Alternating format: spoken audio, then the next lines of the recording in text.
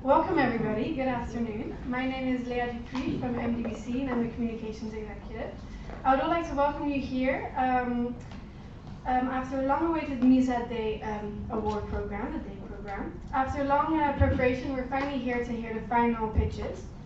I'm going to explain a bit how it's going to work. The presenters will have 5 minutes to pitch. My colleague here is going to be sitting in the front. He will show you a sign when you have 2 minutes left, 1 minute left, and 30 seconds left. And then at the end, we're going to ring the bell and you know that it's time. The presentation is going to be followed by a Q&A from our judges, which are sitting in the front, and we have one online judge. So it is a hybrid event. We have judges online and we have them in person as well. So a little reminder, in order not to interrupt the presentations, we'd like to ask everybody to put their phones on silent, not to disturb anyone. And as you can see on the sign over there, no eating or drinking in the room. I wish then all the participants good luck with the pitches and everyone enjoy the presentations. We're going to start with creating winners with Jan Willem Snolders. I'm going to put up your presentation and then you can come stand over here.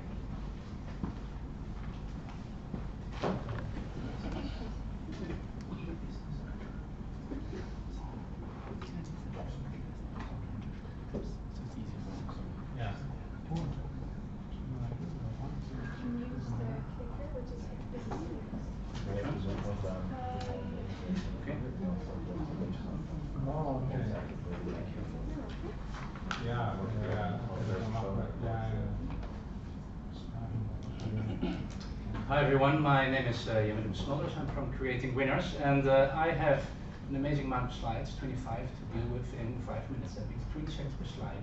I like it, it feels like a game. The timer will help, but also the increased level of difficulty as we move forward. Creating Winners is an IT development company. We make mobile apps, we make software applications, and we like gamifying whatever we can because we believe in the power of play. If we get people to play and to learn, they in the end become winners. And that's why we're called Creating Winners. I would like to clarify that you don't need to actually read this, but it is a clarification of serious gaming. We do not develop games for entertainment, but we develop games that can be entertaining. They usually have a more serious purpose, like learning or changing your behavior. Bing. Another email arrives from your HR manager. Please come to the next training session. It's a 3-day training session offsite. It's about leader development skills. I did not ask for that. Again, I'm away for 3 days of work. And this is a quite traditional approach that's still taking place. Learning and development is still very conventional. It can be very disengaging. It can be a lot of time away from desk. It can be ineffective and expensive. The crowd goes wild. Nobody minds that it took forever to get here, that they had to walk another 45 minutes to get to the stages to finally sit down and watch a game. We love games. We love watching them. We feel the energy. It's because we all love collaboration. We love competition. It has an enormous impact on us as well on the professional environment. Did you know that 60% is the percentage that you find when you use gamification in engagement? And did you know that companies become far more profitable, up to 7 more times when you use gamification? Even a game of chess can unleash the beast in us. We have known the effects of gamification for many years. It's nothing new. It's been used all over around. But what is nice now is that IT is discovering how we can combine gamification and make it scalable.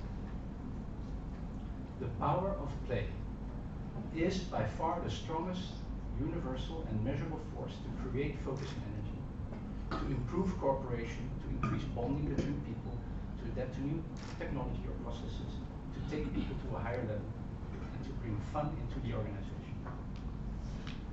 We built Ria Play as one of our own developments, a piece of SaaS, or LaaS, some call it, a software as a service. And we felt that there was a better way to learn and to communicate, and so we built it. It's more engaging. It's only 5 to 10 minutes a day. You do it where you are. You do it when you want to do it. It has a do-it-yourself portal. The time to market is only 5 days, and you can tie it to real-time measurements. First, we did our desk research, and then we started collaborating with behavioral experts, with psychologists, with trainers, with gamifiers to create an innovative smart solution, Replay. It's a white label product, so people can change anything they want. Dashboards, themes, avatars, it can all be changed. We built mini games that tie into it, because then we can tie knowledge to a certain event. Here, greet customers within 7 seconds, else the customers start to explode. You're tapping like a maniac, I tell you. One of the big 5 just wanted an easy way to gamify how to get their policy under control. Nobody was reading their policy books, 120 pages of dull text. And so what we did is we translated these questions into knowledge battles. And with the competitive behavior of accountants, they started competing like maniacs. Leaderboards, points, badges, it all was part of online gamified learning. And the do-it-yourself portal is the magical one, because it allows everybody to become a gamifier. Replay can be used for many, many different reasons. To onboard your rookies, to change your behavior, to change the corporate culture, and so forth. How we really stand out is that the coaching modules allows coaches to communicate directly with the players. We have the knowledge battles to get people to compete, and we have rating, which is part of the collaboration module. It shows impact, not only in participation rates and in the effectiveness of campaigns, but also social impact, because we collaborate with learning centers across Malaysia to create modules such as financial literacy or cultural diversity and social emotional learning, which are free of use for all the learning centers in Malaysia. Last slide, our positioning. I think we got it right, because we're very affordable and we're completely flexible. And that puts us apart from a lot of the LMS systems that are out there. It's an enormous market, and it's growing every day. Thank you for your time.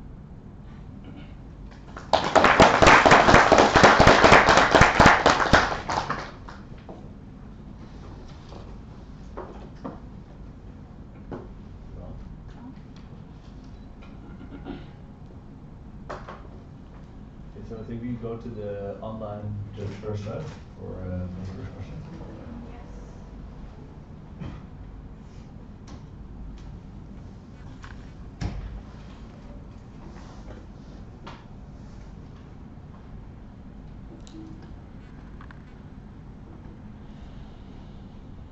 Hi, good afternoon, everyone. Great to see you. Can you hear me? Yes. Yes?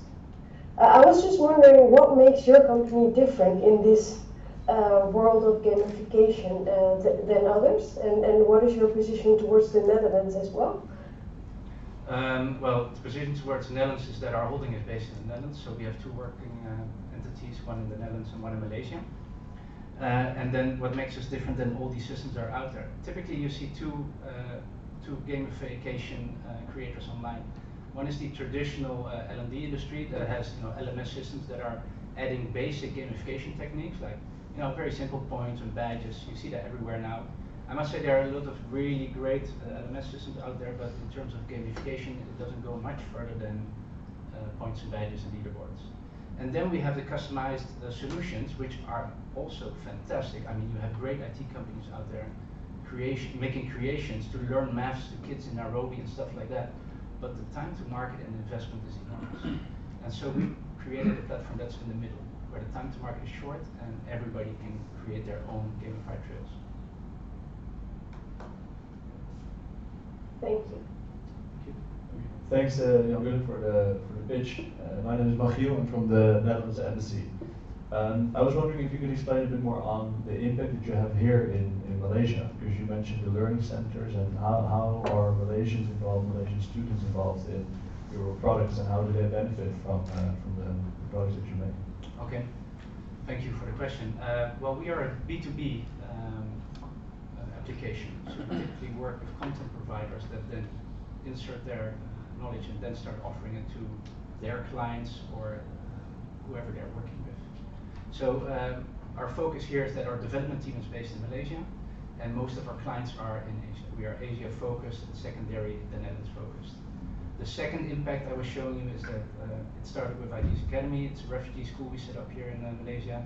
There's about 150 refugees, and we started to see that, you know, also for schools there needs to be a better way to learn. A lot of it is very old-fashioned. It's just displaying of content, stuck to the Cambridge curriculum or IB curriculum. Very, you know, very old school. And so we started with Ideas Academy and external partners, like for instance Cultural Impact is one of the MDVC members. We're developing now a cultural diversity module that can be applied to the schools. We start with all the learning centers, because there's about 150 refugee learning centers in Malaysia, and after that we can commercialize it with international schools.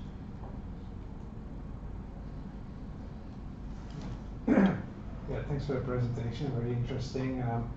Maybe what's caught my attention at the beginning was that nobody's really interested to go to off-site meetings, trainings. I guess one of the reasons why it doesn't work really well is that after the training is done and you get back to your normal desk, there's no integration in your like day-to-day job, right? And it's very hard to measure that. Yeah. How do you get around that? That the training is actually part of your job and is more relevant for people. Yeah, and I think we all know, I mean, sometimes you're absolutely looking forward, right, to an off-site visit and the training. There's lots of great training out there, and this is not a replacement of physical face-to-face training. This is typically used as campaigns to get a change going in a company. It might be sales related or it might be about the culture related, and often their trainers or content partners we work with make it part of a blended journey.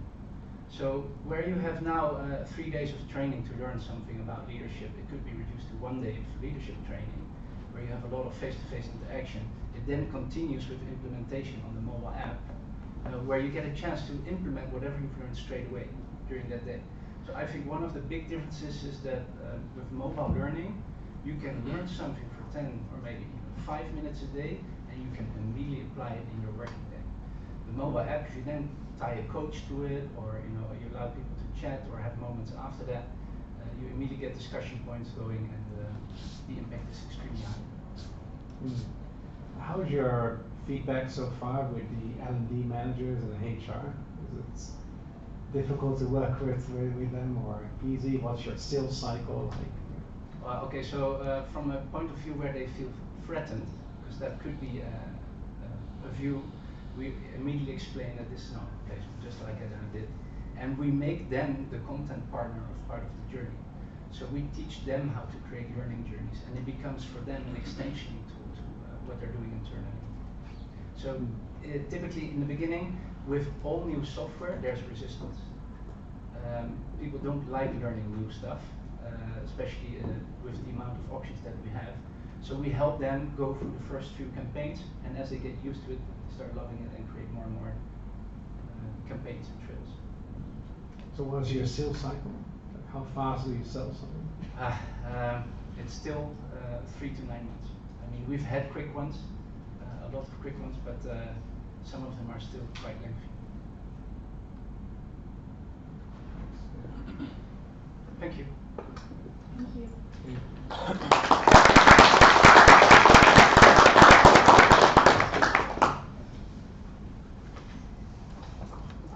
Would you like your... Oh, that's a good one.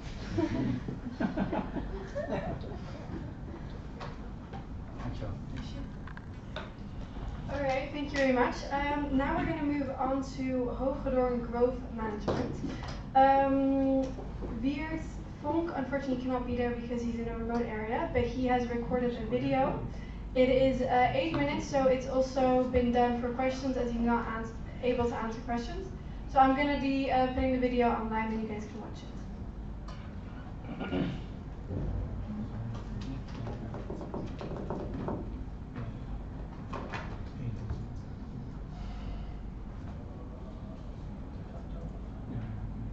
Good evening, ladies and gentlemen. My name is Wiert Vonk of Dutch automation company Hoogendoorn Growth Management. First of all, my apologies that I'm not able to attend this evening's event. However, by way of this recording, I would like to introduce our company and our product. Hoogendoorn was established in 1967. And the founder of our company invented the world's first computer that can control climate, irrigation, and energy processes within greenhouses and indoor farms. Why we are making such a product? Well, as you know, the world's population is rising rapidly. And by 2050, we will need 3 times the planet Earth to feed our population. But of course, we only have one planet Earth. So we must, from now on, produce our food in a more sustainable and much more effective way. And our computer systems are helping just to do so. Here in Malaysia, for instance, if you want to produce 1 kilo of tomato in open field, you will need about 100 liters of water. But we can produce a kilogram of tomatoes in a much more effective way. If you look at the right side of this graph, in a totally protected environment like a greenhouse, you will save about 95% of water and fertilizers. So our mission is to grow more food, fruits, vegetables, with less inputs like water, minerals, and fertilizers.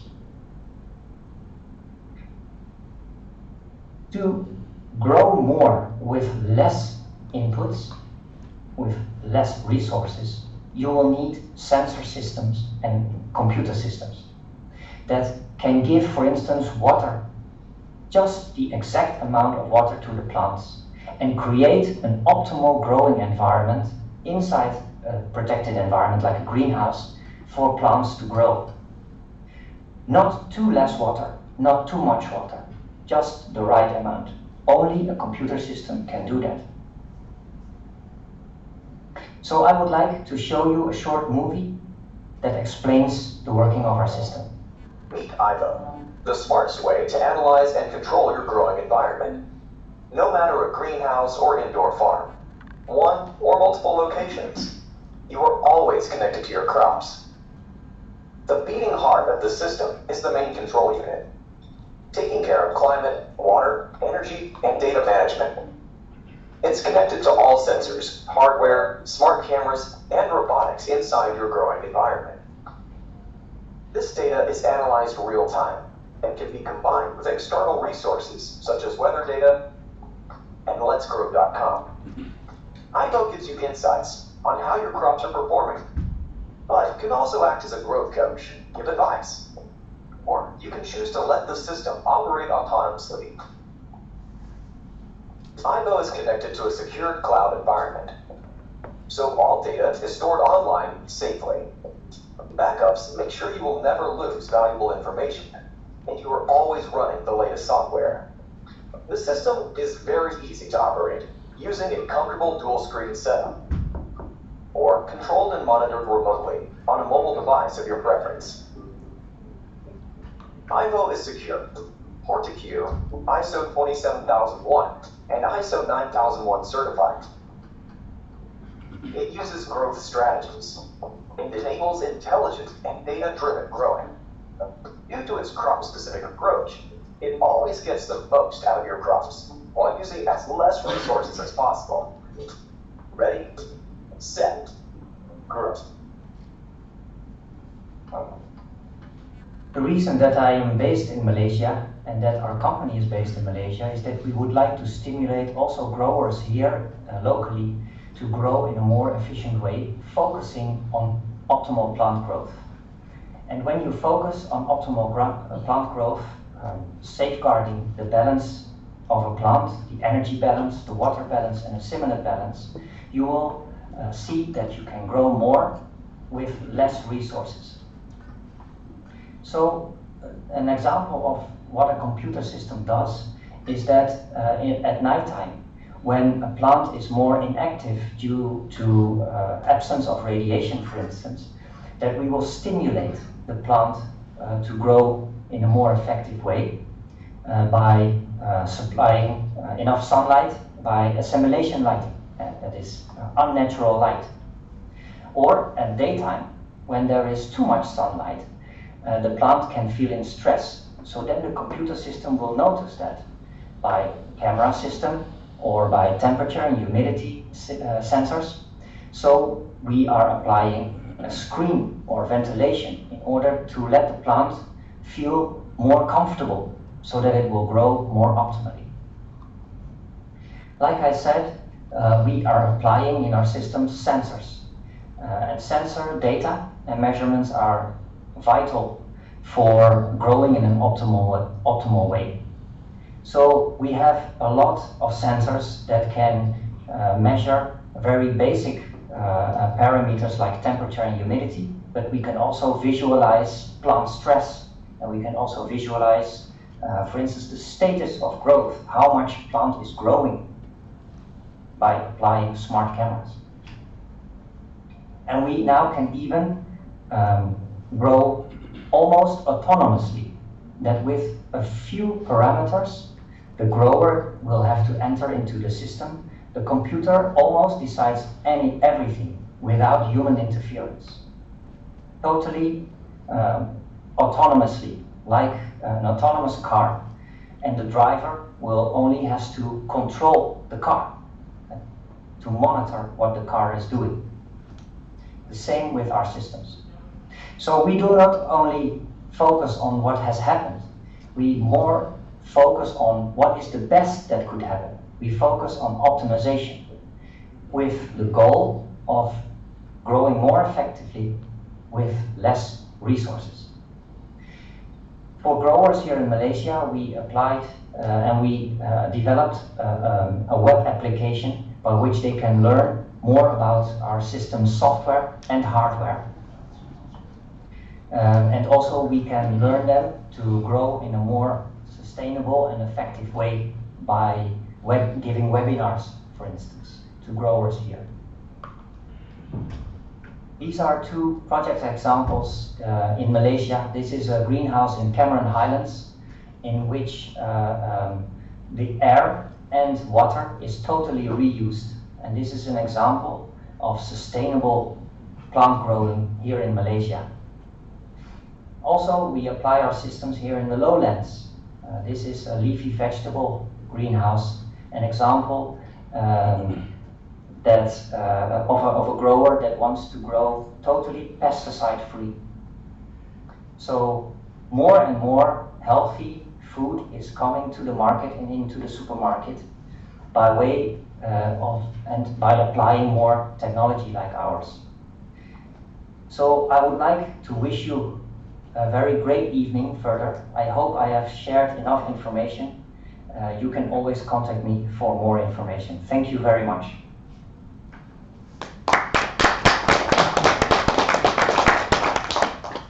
Okay, so this is from the Hoogendoorn Growth Management. Now I would like to ask Incitement, Christian Ruiter, to come forward and I'll set up the presentation. No Q&A. Yes, okay.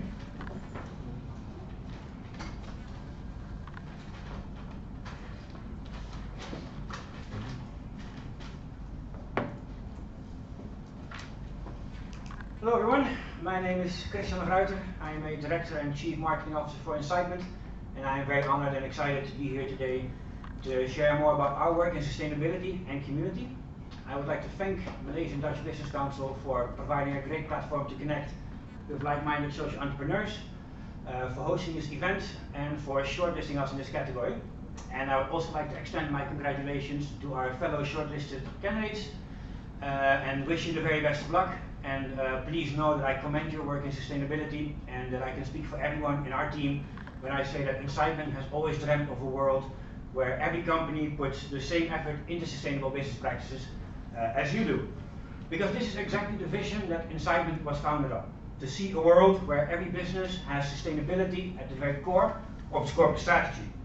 So that every business is always a force for good and exists for the betterment of society and our planet. Our commitment to this vision has always been the driving force behind everything that we do and has made Incitement into the company that it is today. A multi-award winning organization that delivers practical and technology-based solutions that help our companies to tackle their sustainability challenges. This vision and mission is what will continue to shape our work as we move forward into the future. But looking back, here are some of our key achievements. Incitement started as a grassroots community and very quickly grew to 46 countries around the world, organizing more than 200 events, including in the Netherlands. We founded Liter of Light Malaysia with the goal of eradicating energy poverty in Malaysia. We installed more than 2,500 solar-powered lights in more than 52 villages, impacting the lives of 10,000 beneficiaries who now have access to light at night. We were also the implementing partner for the Malaysian Ministry of Finance for their VIP program, which impacted more than 12,000 beneficiaries in 5 countries in Southeast Asia. And we have worked with many companies on their CSR initiatives, always delivering a meaningful way to engage with employees, to give back to the community, and to impact the brand's reputation. But doing all this resource-intensive work, we quickly realized that we needed to go digital in order to be able to scale.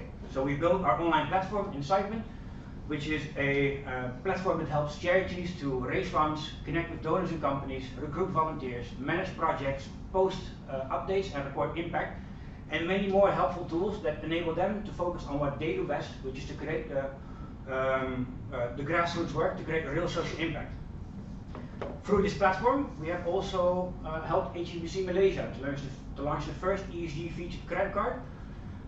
All HSBC Malaysia customers can currently donate their cashback to verified charities through our platform. And we have white labeled and customized this platform for WWF Malaysia, who uses it as a community platform to raise more funds and engage with donors. Most recently, we have launched our partner program. This is an affiliate marketing program that allows verified charities on Incitement to connect with our network of influencers who want to help promote them, thus providing a new distribution channel for charities through endorsement and word of mouth. In extension of this partner program, any company can now connect to our API and embed charitable giving right into their own application with just a few lines of code, providing a new way for brands to engage with their audiences through charitable giving. Over the years, we have worked with many clients. Most recently, we partnered with Faith Malaysia's cashback app, the Noor Islamic lifestyle app, Arati Bank Malaysia's new digital-only banking application called Rise, and survey app Milieu Insight. Combined, this is an audience of millions of users who can now donate to their favorite charities with ease through Incitement's embedded charity marketplace. We continue to provide funding and tools for many grassroots nonprofits, and as we get ready to venture into new markets, we very much look forward to onboarding many more onto our platform. Currently, our focus is on distribution. With our partner program, we want to focus on ecosystem development so that verified charities on Incitement can continue to find donors through new innovative ways and without having to rely on traditional means of fundraising. For example, by connecting them with our network of partners or by embedding them directly into the applications and websites of digital leaders who already have millions of users like the ones I mentioned just now. Moving forward, we want to keep pioneering in this space and deliver innovative technology that helps tackle today's sustainability challenges. We intend to grow charitable giving through our charity marketplace, and we are ready to expand regionally once we have completed our next release, which will bring multi-currency support and local language support to our platform. Finally, we are also thinking about how sustainability and humanitarianism will take shape in the upcoming metaverse. The metaverse is the next iteration of the internet, which will blend the physical and the virtual world to provide immersive experiences. For example, this technology could be used to let someone experience what it's like to live in a war zone or in extreme poverty, thus having a more impactful experience that could potentially establish behavioral change. We want to think forward as we continue to bridge the gap between sustainability and technology. And with that, I want to thank you for your time, and I look forward to connect with you around sustainability. These are our co-founders, by the way. I have Zikri Kulil, who might be on Zoom. I'm not sure he's supposed to be here, but he missed his flight. And I have Daniel de Groot, who is also on Zoom. He would also be happy to take any of your questions. Thank you.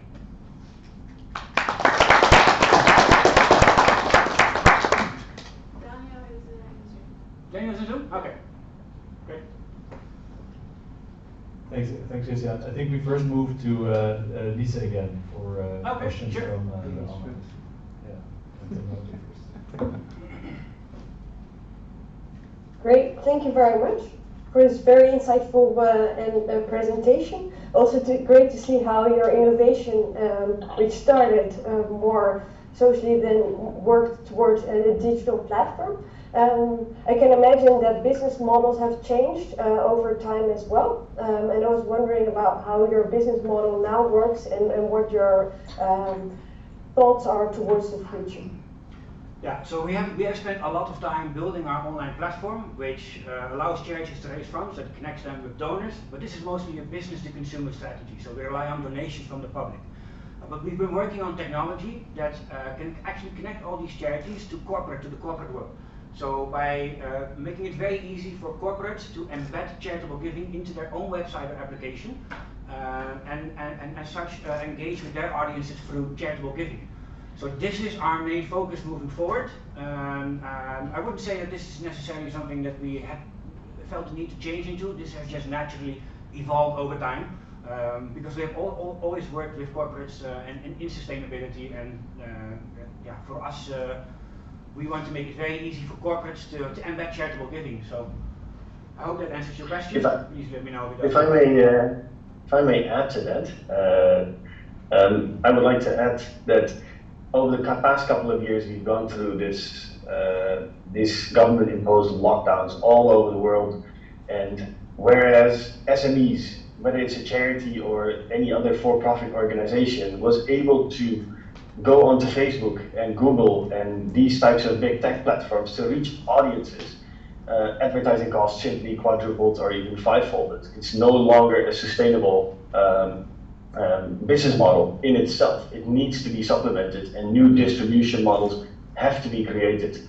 This is the only way to create sustainable growth for an online business. So for our charities, what we've been focusing on is to find ways to let these charities, specifically in the context of this charity embedded marketplace, to let these charities find a new ecosystem of potential donors and reach into those so that they can lower their costs, so that they can have more effective distribution and reach into the ecosystems of our corporate partners, and therefore they can reduce the workload that they spend on marketing, reduce the budget that they spend on outreach, and raise more consistent and sustainable donation revenue, which is an easier ask from a corporate that already has an existing ecosystem, rather than shouting online that you want to raise donations, because donor fatigue is a very real thing. People don't like to be asked for donations constantly, and a very subtle, organic approach to this is much preferred from online users. Yeah, maybe building on that, I know you guys, Incitement, have done a really great job over the years, and I think you've been probably one of the most agile companies, pivoted your model like a number of times. So I'm just wondering, going with time, and then also talking about corporates, I know you work with a few banks as well. How do you integrate these projects and the data, I guess, that corporates gather from having that platform? How do you integrate it in their ESG report? This is a very tricky question. Yeah, this is something that that's definitely on the top of our mind. To be able to allow them also to actually report on ESG and SDGs. Currently, that's not the case. No. Maybe Daniel, you want to add on to that? But no, that's not something that we currently do. But we have tried working on with several clients on particular projects that are relating to ESG scorecards. But this is extremely complex because ESG is so huge. The data, especially in Malaysia, is very hard to find. Yeah, this is something that we would be very willing to work on. Yeah, absolutely. Yeah. Maybe also a question from my side. Do you see ESG as an opportunity or a threat to your business model? I mean, I can imagine that if a company wants to give to charitable causes, it's sort of seen as an extra or a bonus. But if you start incorporating ESG standards, and you start to look at the core impact of your organization rather than an addition or charitable cause, how will those two interplay maybe also in the future when there's more scrutiny also and more fixed frameworks also for ESG? Well, we don't see that as a threat, definitely not. We welcome that development, absolutely. I'm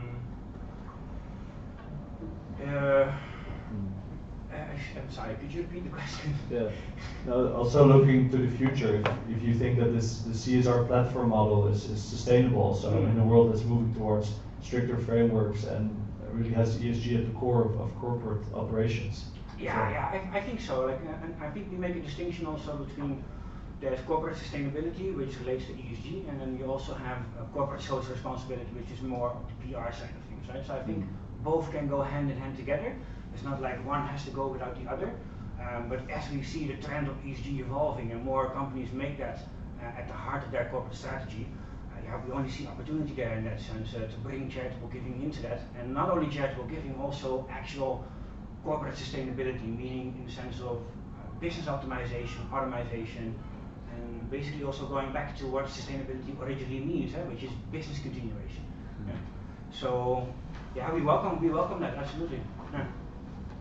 Can I add to this that, you know, until the point where governments are able to effectively step in and solve any humanitarian crisis that occurs, this is going to be an issue that plays a critical role in resolution of humanitarian relief. Like if you look at the most recent earthquake in Turkey, the way this has been handled has been intensely criticized by the Turkish locals. And the way the government responded was slow and apparently, according to local word of mouth, ineffective. Right? This is problematic, and so this makes sense also because the infrastructure and the ability to adjust and change with a government is much slower than a corporate can.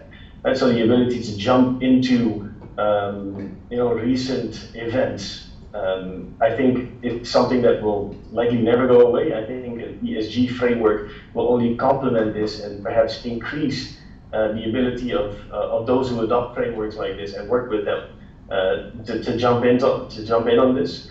But it will only help to complement it rather than see it as a threat, if you will.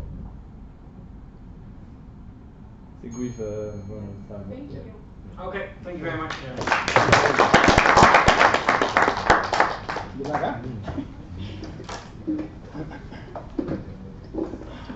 Alright, thank you, Christian. Now we're going to be having Orbis Business School, so Dennis Ackerman, here you go. Very much.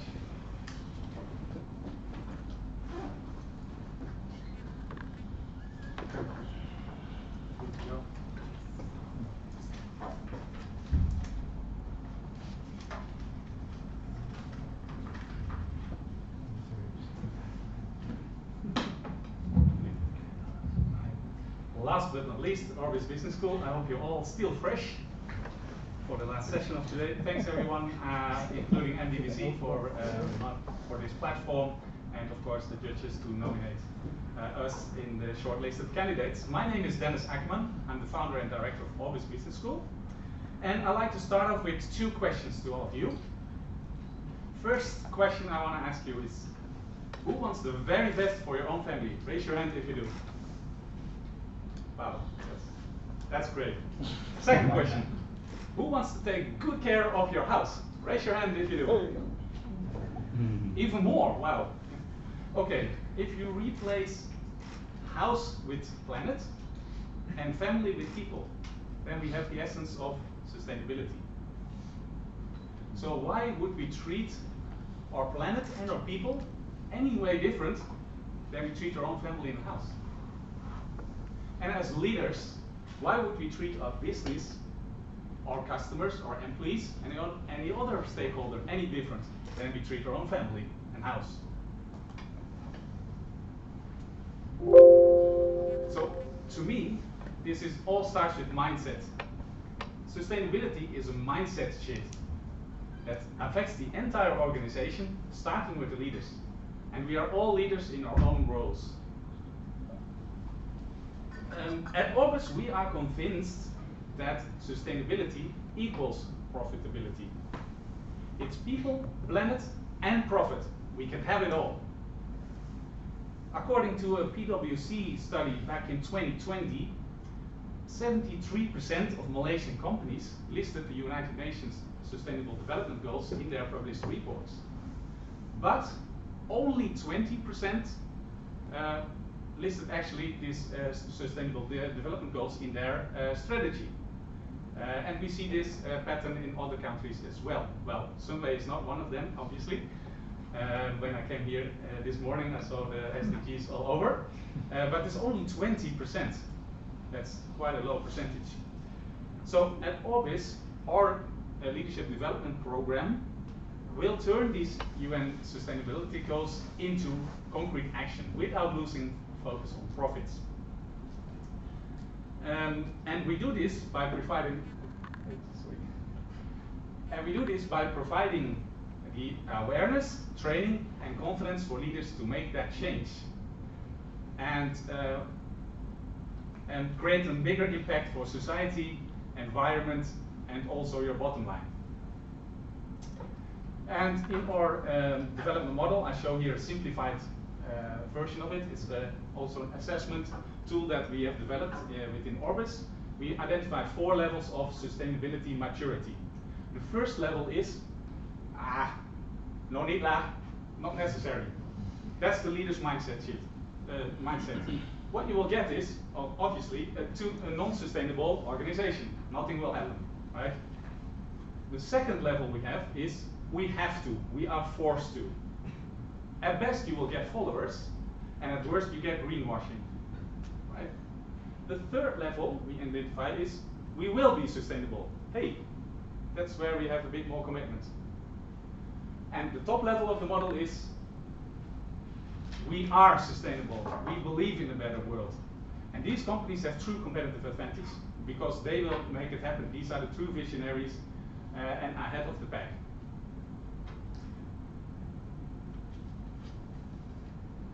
We also believe in making a direct impact.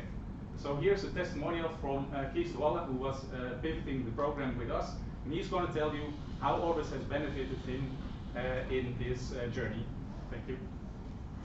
Hello everyone, my name is Kees de Walle, and I'm one of the earliest participants in the Orbis leadership program. The change in thought process that I learned over there also helps me to set course in decision making for Time to Tech. Time to Tech is a foundation promoting healthy oceans and using the savings board as a platform to create direct impact. I can highly recommend the Orbis Business School because they are an absolute game changer in the field of leadership education, and it provides you with everything you need to make your business sustainable. Thank you, Kees. So why Orbis deserves the MISA award in our opinion? Imagine the impact that we can make. If you look at the SSM database, there are 1 million companies in Malaysia, excluding the small micro enterprises and the idle companies. We have around an addressable market of 100,000 companies that we can address. We have international accreditation from the Association of Leadership Education and CPD in the United Kingdom. We have a local footprint. We work with an international team of trainers as well as Malaysian trainers. And an innovative learning concept. We work in small groups, action-based. You bring in your own case and you will be coached to success. And also we have an AI-based learning platform that makes learning very effective, because you only see what you need to learn, and the things that you know will be skipped automatically. And last but not least, we are HRD co-claimable, so it's basically free for all participants. So you don't need to go for McKinsey consultants and get all the leadership frameworks from us. Thank you very much.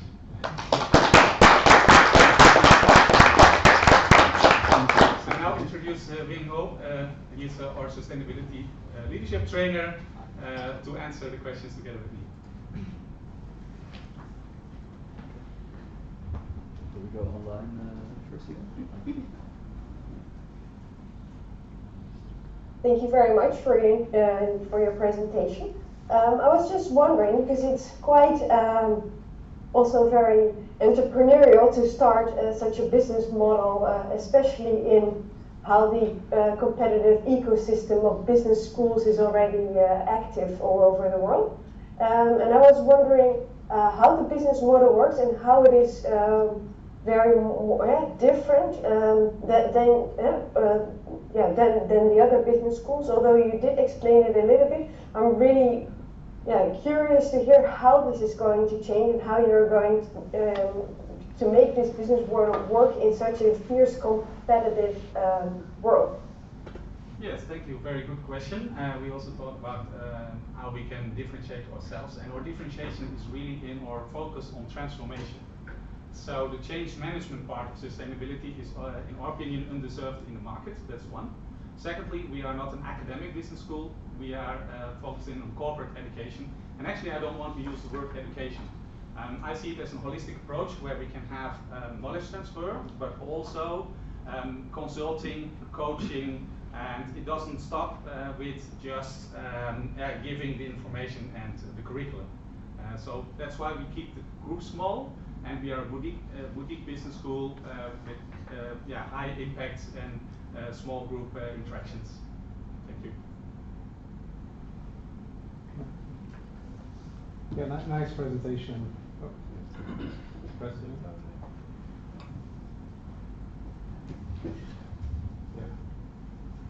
Yeah, thanks a lot, Dennis, for the presentation. And you're fairly new, right? When were you set up? Yeah, indeed, from all the presentations today, I thought we are in the earlier stage probably. We launched in October last year. Okay. And we have pivoted the program beforehand, and also a lot of input during COVID was an opportunity for us. But October was the official launch of the program. So do you have, maybe I missed that, but is there like an offline facility where people come together in Malaysia, or is it mostly online? We offer both, basically. We have an international audience over online, and we also have a local footprint here in Kuala Lumpur, but usually we work based on hotel venues and other places, or we can also do in-house training as well.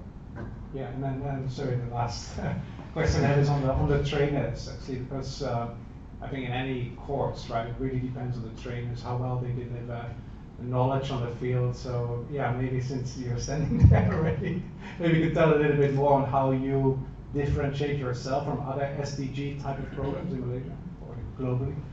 Well, I think that key thing is that my interest and passion with SDG, right? I didn't come from my sustainability journey started with how do I become self-reliant, self-sustain myself, right? And went into looking into hydroponics and stuff. Basically, it's my own interest at that time, okay, for myself. And that led me to a journey of discovering what is sustainability. And eventually went into the bigger world of sustainability, and UN SDG was the first big thing that I looked into, okay? So it's a learning process for me, and as I continue my journey and learning and so forth, it becomes a topic that I constantly talk about, okay, and I cannot stop talking about it. Even other than sustainability, one of the other track that I'm looking at is how can IT be sustainable IT, because my background was in IT, okay, and from here, what I understand is that, you know, and I gathered, it is not just about the environment, not just about climate change, but if looking at the ESG itself, there's also social and governance, okay, and these two areas have been quite lacking in emphasis or focus. And when I talk about as I'm learning in the area of sustainability and so forth, I want to be able to actually give a holistic picture to the people that I communicate with. So why not communicate? So I work with Dennis here in Orbis Business School to actually facilitate that. Thanks, Dennis, for the presentation. And I was wondering if you could also say a bit more about the current impact of the company, of the initiative. How many trainings have you given? How many people have you reached? Or what is your aspiration also in that going forward? And also, how many trainings do you have? How big is the team? Yes, thank you, Matthijs. Yeah, so since we are an early stage startup, so to speak, we have pivoted the program beforehand. And we run a monthly program, so they are roughly between 12 and 15 participants since October. We work with 8 trainers in total. The company size is 11, including the back office people. And these trainers are based in Malaysia, Netherlands, UK, Vietnam, India. So very international community to put perspectives. So inclusivity and diversity is also important for ourselves. We walk our talk. as such. So I think we are off on a great start. If I may add on, I think one of the things that of interest here is that when we talk about sustainability, talk about ESGs, talk about climate initiatives or CSR programs, these are typically big organizations that actually has the funding, has the people, has the resources to actually execute that, all right? And through our interactions with SMEs and individuals, even micro SME people from these particular sectors, they are seriously lacking in knowledge, lacking in opportunities, and lacking in funds as well, right? So they also may not have time to go for full course, academic course and so forth. So what we're trying to do here is to fill that gap so that they have an opportunity to get a head start as well, okay? Especially the leaders, right? Because we're talking about changing the mindset at the leaders level. Yeah, and I just want to add in that we have 500 leads in the pipeline as well, so there's a good demand for this, and indeed the HRD Corp helps a lot to multiply our impact for those who typically cannot afford those McKinsey consultants, etc. Thank you.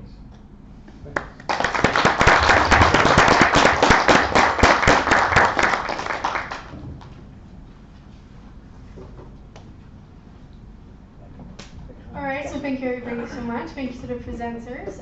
So this was this category.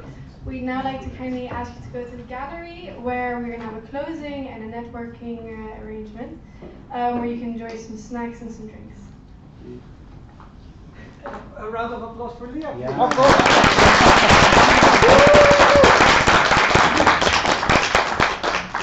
Alright guys, that was it for, this is hall 5, right? Back and forth, this is hall 5. This is it for hall 5 today. Thank you so much. All in all, we've had 25, 26 pitches today. They're still ongoing next door, in case you want to catch the last one or two of the Dutch-Malaysian partnership category. Thank you to our judge online, Lise. Please stay on the line because the judges will continue their evaluation on the same Zoom link. Thank you, Michiel. Thank you, Matt. Thank you to all the participants today for your efforts. Every company has been totally unique today, and compliments to all of you. Whether tomorrow you will be the winner or not, to us you are winners already because you're standing here today and you've made your presentations, you've made your pitches, and it was high quality today. Thank you very much. And if you are ready to go, please drop by the gallery, have another coffee, network a little bit with each other, and hopefully we'll also see you back tomorrow night for the dinner. All right, thank you so much.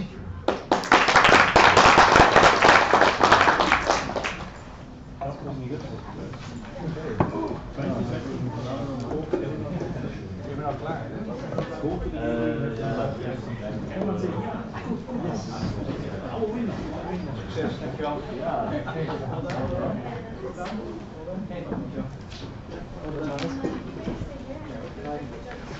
Hey, just want to check in. Yeah, I will get to see you physically. Yeah, how are you? Okay, yeah. So you're doing this full time? Part time.